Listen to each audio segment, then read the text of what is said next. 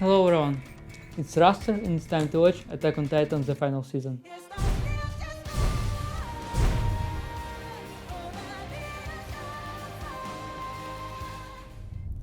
Today I'd like to talk with you about the recently released episode of one of the main anime series of our time that has reached out not only the huge fans of the series but also to those who have never encountered this genre before. As you understood from the disclaimer, I didn't read the manga by purpose, because I wanted to watch the completely fully finished anime first and then compare it to the original. Only if I knew how long will stretch the final, I'll not suffer from waiting and read it 100%. So don't worry, if you like me watched only video version of Titans, you won't catch any spoilers. But anyway, before the video, I advise you to watch the last episode of anime first. Which is an hour long, episode 29 of season 4, called How Was the Earth or Final Part 1, or episode 88. I'm sorry, I'm also confused with these numbers. So I'll be sure that we are on the same wave, we have something to discuss and you'll not hear anything that you don't want to hear. That's why I want to discuss it not as an anime expert or a Titan geek, but rather as an interested viewer that are noticing some interesting points and have some questions that I'll be happy to get answers to. Feel free to correct me.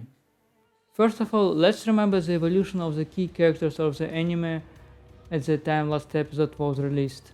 Mikasa fades into background more and more and becomes just an audience attitude towards Eren and empathy for him. If inside the walls that was a strong and original character and also very well animated, that could turn any battle around with an intricate line of relationships with other heroes, then looks like her screen time was just cut off like her hair and also like her impact on ongoing events.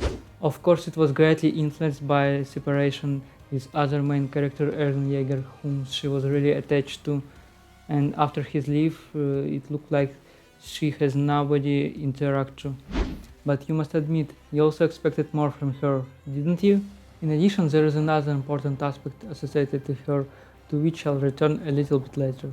In the meantime, I can only hope that Mikasa remains as one of the largest of many Chekhov's guns hidden away by the authors to the end of the series. The plot's role and evolution of Armin for me looks absolutely logical.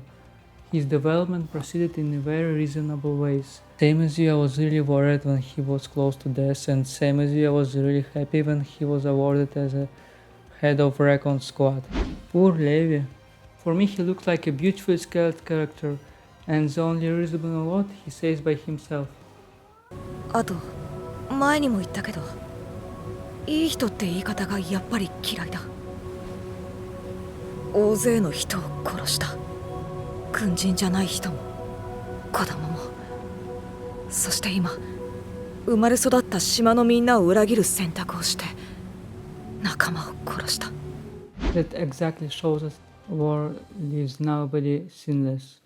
And even such a bright and peaceful person as Armin is forced to deprive others' well-being just to give a well-being to persons who he knows better, who is more close to him. The part of Eren Yeager is one of the most interesting to discuss and study too, which a lot of my colleagues already did. And also I think his plot will be used a lot in the future, because there is a lot of things to inspire your creativity as an author and make something new. And despite the fact that a lot of his actions seems unpredictable and unreasonable, you can see a beginning of them in the very first episodes.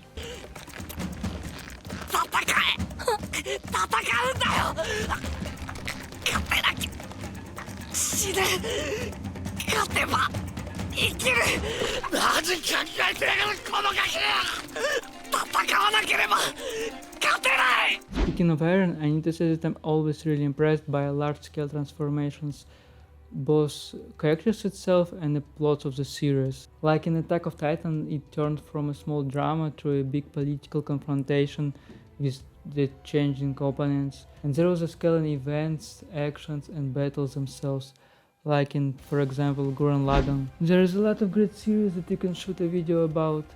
Well, you already know everything about Gurren Lagann. And I think it's necessary to touch on Levi and some characters associated with him. And that's why. Firstly, his excitement is really deserved, because despite of his common plot characterization like some iron cold hero. He has a deep fate and unpredictable ending. You know, Hanji's decision to give Armin a role of head of the Recon's Corp had some benefits, because Armin needs to reach his brain peak and Levi needs to stay true to his ideological meanings and be an excellent performer, but for me, if he follows logic, he really deserves to be a head of this corp. And also he remains the last alive part of the original Recon squad. That's really sad, yeah. But as we can see, his story probably will end with Zeke, because we can see that all just try to face them, and I think they'll just destroy each other in there. And the most important thing I wanted to mention in the context of Levi and Mikasa Ackerman. Do you remember some stories about their family tree, the Rice family tree, etc., that they have some abilities that others do not? Will they reveal all of this only by their non-subordination to Eren? And of course the main question connected to all of this.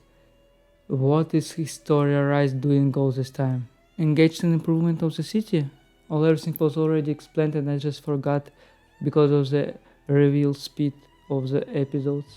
Nowadays we are receiving more and more confirmations from the real world of the political statements of Attack on Titan. Throughout all seasons, the authors have shown us pernicious influence of the dictatorship and nationalist ideas presented to the society. When they read the minds of unhealthy people with dangerous ideas, and this kind of people getting some confirmation of their ideas, the same things that Eren did can happen. War can never be a solution, and it is impossible to win.